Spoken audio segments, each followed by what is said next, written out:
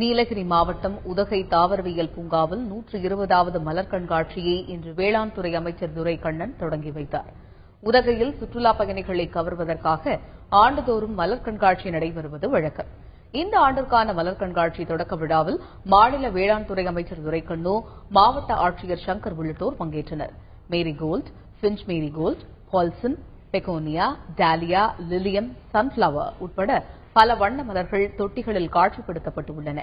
1,30,000 சிவப்பு ரோஜாக்கள் மற்றும் கார்னேஷன் மலர்களை கொண்டு 68 அடி நீளம், 10 அடி அகலம், 30 அடி உயரத்தில் சென்னை மத்திய ரயில் நிலைய கட்டிட வடிவமைப்பு மாதிரி உருவாக்கப்பட்டு உள்ளது.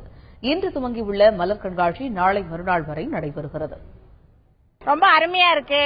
இந்த தொடக்க நாள்ல நாங்க வந்து பார்க்கணும் ரொம்ப ஆசைப்பட்டோம். அதே மாதிரி அழகழகான நிறைய வண்ண வண்ண மலர்களும் இந்த சென்னை சென்ட்ரல் நிலையம் மாதிரி அழகாக டெக்கரேஷன் பண்ணியிருக்காங்க. இங்க வந்துட்டு நிறைய டிஃப்ரெண்ட் வெரைட்டிஸ் ஆஃப் ஃபிளவர்ஸ் எல்லாம் இருக்கிறதுனால பார்க்கறதுக்கு ரொம்ப சந்தோஷமா இருக்கு.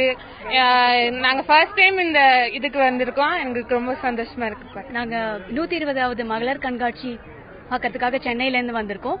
இங்க நிறைய வித்தியாசமான மலர்கள்லாம் வச்சிருக்காங்க. ரொம்ப மகிழ்ச்சியா இருக்கு. இத்தனை நிறங்கள்ல பாக்குறப்போ ரொம்ப சந்தோஷமா இருக்கு.